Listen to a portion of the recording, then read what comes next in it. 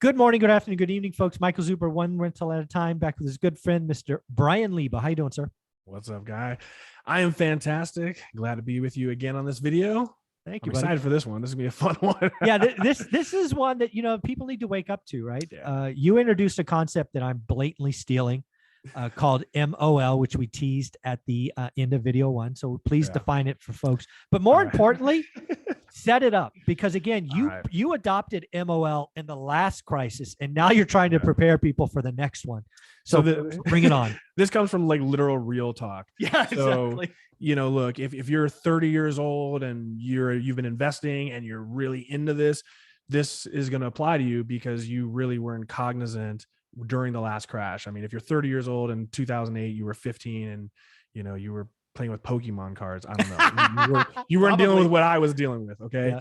So 2008, when the market crashed, we were in recession and everyone lost everything they had. It was a very scary time for everyone. I watched people with so much more than I had lose everything. So it was certainly a time to be very, very concerned, and financially everyone was struggling. So at the time, leading up to it, I thought I was hot. I was in my 20s. I was making tons of money. I had 10 agents working underneath me. I had a BMW 7 Series. I had a Mercedes SL55. I thought I was hot. Man, I was on top of the world, in my 20s. It doesn't get better than that. And then everything changed one day.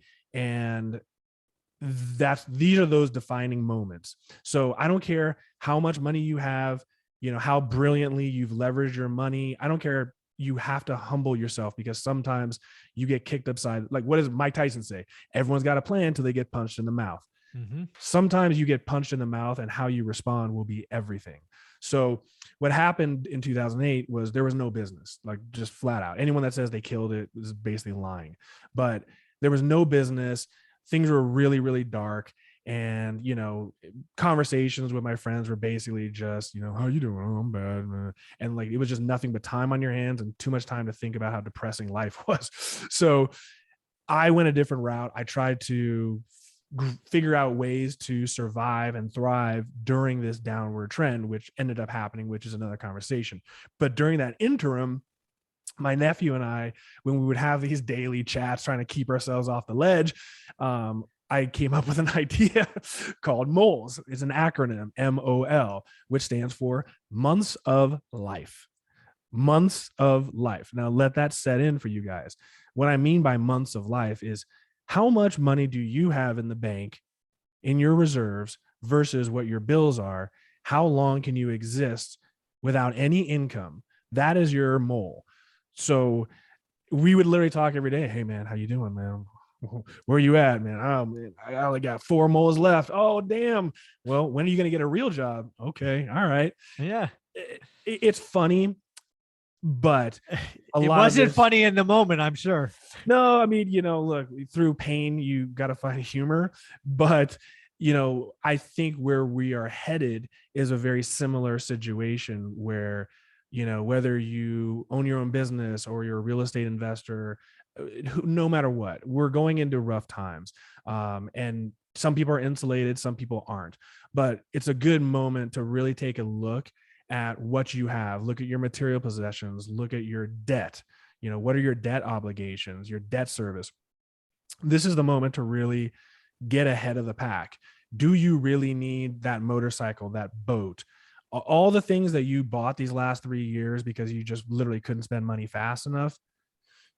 What if you didn't make any money? Let's just say, what if there's no money to be made for the next 18 months? I think that's somewhat realistic. What if? How long can you survive? And do you really care about that boat when you are having a hard time paying your bills? Do you really care about that motorcycle that much? These are the things that really start to bury people. A lot of people took on these huge mortgage payments because they were printing money. You got to remember, when we go into recessionary times, luxury items become absolutely worthless. Even people that are rich, they're not wealthy. So your motorcycles, no one's buying that. Boats, totally worthless. Sports cars, secondary cars, no one's buying that crap in a recession. Dude, I just saw Rolex and Petit Philippe's are already going down, right? All these people that balled out stimulus dollars, even the fancy watches, the Rolex Daytonas and all of that, they're already rolling over because you don't. It's just a different time. What did we talk about in our first one? I said, I can't wait for this to happen because I can't wait to see all these greedy contractors have to humble themselves and actually show up for work. Exactly. And I want a little bit of normalcy back. But in my video, I explained, I know a lot of GMs for car dealers and owners of dealerships. And, that is a mirroring fact, especially in the luxury end, as far as what's going on. In real estate, the luxury end has just completely, the bottom's fallen out. So I wanted to kind of find out what's going on in the car industry. And if you talk to like people like at Mercedes, 3 months ago, they were charging premiums. If you want a G-Wagon, 50 G's over. No way around it. 50 G's over for a brand new G-Wagon. Can't get this, can't get that. Now they're still selling cars, but they're selling lower end vehicles. G-Wagons, no more market premiums. In fact, they're sitting. They can't sell the brand new S-Class that just came out this year. People are not spending big money. That should tell you that's a big warning shot. The question I have for you, and if you may not know this, but this is something I've had to ask somebody who kind of looks at this. Again, based on the article I read this morning and talked about in the Daily Financial News of watches, right? They went up 3x retail price and now are rolling over. There's got to be a time where these stimulus ballers and crypto whatevers boys lose their Ferraris and Lambos. When do we see kind of the repossessions of those luxury cars? Are they happening already, or is that still out a couple of months or quarters? So this is a great segment in one of the videos where I explain where a lot of these luxury problems are going to happen. And again, like I said, for 30-year-olds who have never experienced the up and the down, this is a learning moment, and most of them won't survive it very well. And the ones that humble themselves they'll make it through. But what happens is this: Vegas is a flashy town where there's a lot of ego, right? I doubt too many people in the Midwest are rocking Patek Philippe's. Where the hell are you going to rock that watch? Vegas, Miami, LA, these are places that celebrate ostentatious living, right? The issue is this: ego is great. Ego might get you up in the morning and provide motivation. I want more. I need to be better. I want to be the best. I want to have more. Ego can be incredibly powerful for people. On the other hand, ego can be incredibly detrimental for people, because having to capitulate to potential failure, having to humble yourself, for a lot of people with ego, humbling is associated with failure. Man, I'm not gonna sell that car. I'll find a way. I'll pay for it. People don't want to accept the fact that sometimes you have to lower your standard of living to accelerate your standard of living. Some people just are not willing to do that. And especially when you're dealing with a lot of these crypto kids and these Wall Street day traders that are in their 20s and early 30s that just made money and have never experienced it, their ego is going to keep them from parting with a lot of their material possessions. And again, when you have, a $1.5 million home, that's a lot harder to unload when you have a market where no one's trying to spend money, no one's buying that. So what happens is, even if this market really crashes, like we think we're going to be in trouble July 20th, what's going to happen is, as this market free falls, you're going to find a lot of these people who made tons of money that aren't making money.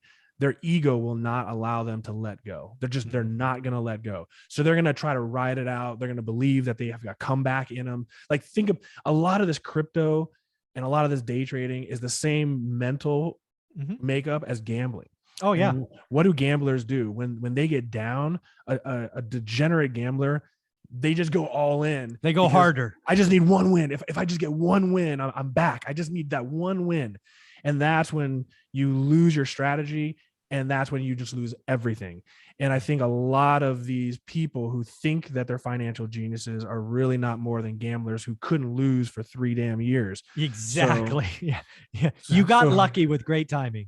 Yeah. I mean, who really lost on Wall Street? Who lost in crypto before the last 6 months? Like, you got to be a special kind of moron to do that. Yeah. So what's going to happen is, between, let's say, August and January, you're going to have a lot of come to Jesus moments with these people where they're going to hold out and they're going to hold out and they're going to hold out. And then literally when their back's against the wall, they will accept the fact that they're going to have to let go of some things. But during the holidays, no one wants to deal with that during the holidays. And it's not even a great time to sell.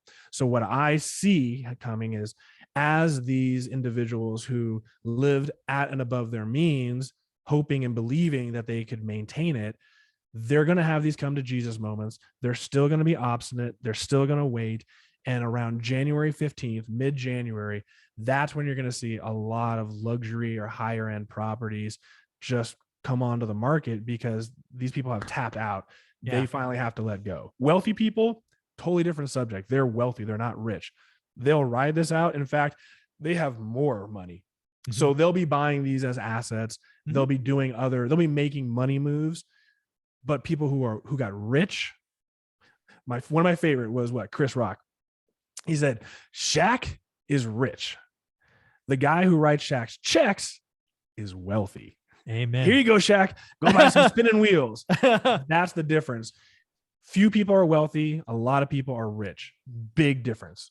Yeah, couldn't agree with that more. The other thing I love about your story of MOL is you understood it very early. You took action. You got rid of the expensive cars. You reduced your spend to extend your months of life. Last time when you were in your 20s, most 20-year-olds do not have a head on the shoulders to do that. So congratulations.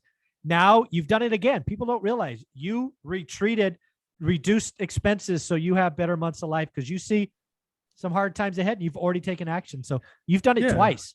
I mean, anyone who knows me personally knows that for like the last 3 years, I just keep saying, damn, everyone's rich. What the hell? Everyone's rich. And look, I need to remodel my house again. And I fundamentally refuse. Look, I make a few bucks. I do pretty well. I drive very nice cars because those are disposable things I could care less about. But I mean, even my sofa is a little bit busted up. I got to turn some things the other way. I just fundamentally refuse to deal with some of this lunacy going on in the world when I know, when you've lived long enough to see these trends, you know what's on the other side. Yeah. So while everyone is expanding and buying and doing all this, don't worry about what the sheep are doing. They're going to do what they do, but you got to have your own, you stay in your own lane, have your own plan, and be smart enough and patient enough to do that. I'm an impatient person, but when it comes to a plan and a philosophy, to succeed, a lot of times you have to implement a lot of patience, and you can't get caught up in the fact that everyone's rich, everyone's spending money. Let them do that. But when everything's up, it's not necessarily that great time to buy. When the chips are down, that's when you make money. So yeah, I didn't go crazy. I still live in the same house I bought when I was 29 years old. And I could certainly afford better than this. In fact, I have rental properties that are more valuable than the home that I live in. That is awesome. I have a home, literally 4 homes around the corner that looks down on the home that I live in. And I rent that home. I'm not the most humble guy on earth, but I don't care about some things. And it's more important to have the financial freedom. And I try to explain to people, if I bought a 7,000 square foot home on the golf course, you would think I'm cool. You guys would think I'm cool, but the reality is that my happiness level would go up about 2 to 3%. I don't need to be happy living in a 7,000 square foot home to feel like a man. So I'd be a little bit happier. It'd be a cooler house for sure. That'd be dope. But when recession times hit, if I'm living anywhere near my means, I've lived through that financial stress. Yeah. And if you haven't, boy, you're in for some stuff. Get ready for the learning lesson. If something makes you 2-3% happy, but the risk versus reward is a 20, 30, 50% dip. And believe me, when you can't make your mortgage payment, when you're worried about your bills and money, you got to be stupid to make $200,000, $500,000 a year and stress over basic living standards. So no matter what you have, if you're stressing over money in that kind of a sense above what you need to live on, your happiness level just plummets. And as you mature as a man or a woman, you realize that if that's what you're looking for to provide happiness, you severely went in the wrong direction, and hopefully you'll correct it. Yeah.